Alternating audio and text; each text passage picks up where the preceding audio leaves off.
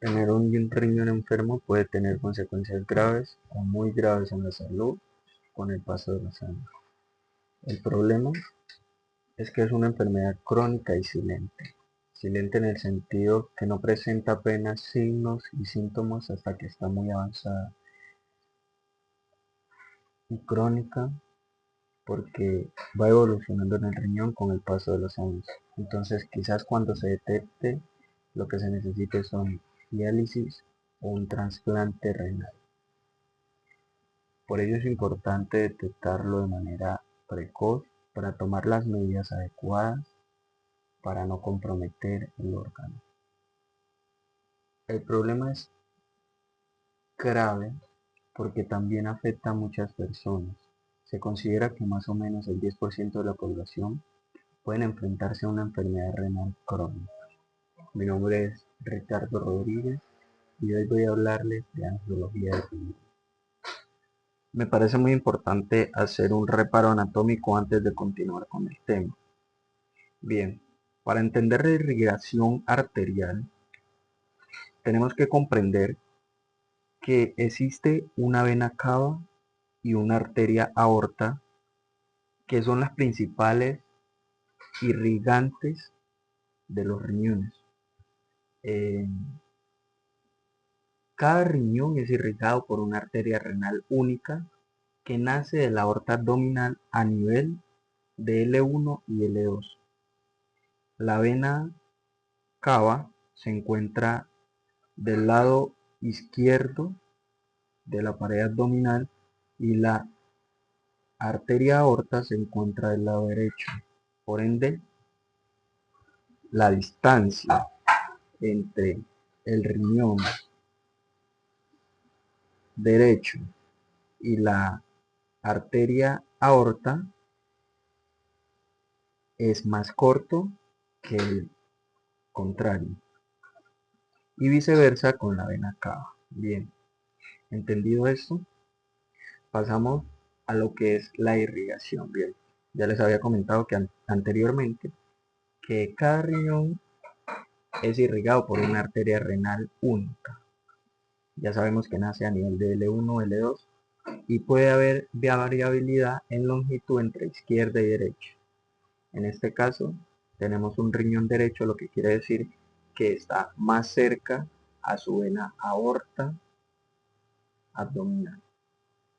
Bien, este tiene unas subdivisiones en las cuales se encuentran esta que es la arteria renal anteroinferior y esta que es la arteria renal anterosuperior. Estas después vienen a transformarse en venas arcuatas para después desprender unas arterias que son las arterias interlobulares y estas más pequeñitas que son las arterias interlobulares para generar los capilares. Bien, es importante entender esto para entender la irrigación renal. Después de esto, podemos comprender que también existe una variabilidad, unas variantes anatómicas frecuentes que son entre el 20 y el 50% de las personas. Este 20 y 50% presentan arterias renales múltiples. También tenemos un 30% de una variación unilateral y una bilateral por un 10%.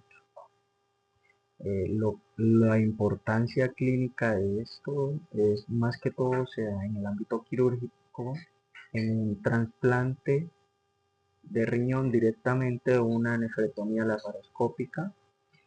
Es muy crucial y muy importante conocer estas variantes porque pueden complicar la anastomosis o provocar una isquemia del injerto. Bien, dentro de la importancia clínica tenemos eh, enfermedades como la estenosis de la arteria renal. Esta generalmente y principalmente es causada por arteriosclerosis en un 90% o una displasia fibromuscular, lo que induce la hipertensión renovascular y la insuficiencia renal isquémica. Este diagnóstico se puede generar a medida de un Doppler, una angiotomografía, una arteriografía. Bien, los tratamientos, tenemos tratamientos como farmacobloqueadores del SRA, la angioplastia con o sin stent en casos refractarios. En este caso tenemos una arteriografía de una arteria renal derecha que evidencia estenosis severa con un aneurisma posterior. Dentro de este artículo, es un artículo médico de una universidad de Uruguay.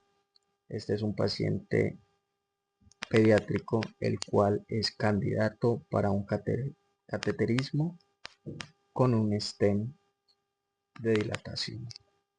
Bien, tenemos también otra enfermedad que es la oclusión arterial aguda, que se da generalmente por embolia o trombosis. Puede causar un infarto renal, lo que genera en el paciente un dolor intenso, hematuria de posible daño irreversible. El manejo varía entre la anticoagulación y la revascularización según el caso. Quiere decir que se puede tratar con fármacos o en un caso extremo se requiere también una intervención. Bien, dentro de los nuevos estudios sugieren una variabilidad global de lo antes estimado, que ya les había dicho que la variabilidad entre las arterias múltiples era un 30%, pues este nuevo estudio demuestra una prevalencia de hasta el 36% de arterias múltiples según los grupos étnicos y métodos de imagen. También tenemos la importancia en la planificación para la reparación endovascular del aneurisma de la aorta. Quiere decir que un cateterismo dentro de esta arteria puede generar una oclusión de las arterias múltiples por la prótesis, comprometiendo la perfusión renal y aumentando el riesgo postoperatorio. El número de arterias renales es considerado la variante anatómica más frecuente. Este puede explicarse a través de su proceso embriológico de origen. En una etapa inicial, los riñones embrionarios están situados en la región pélvica y más tarde se desplazan hacia una posición más craneal en el abdomen, es decir, más superior.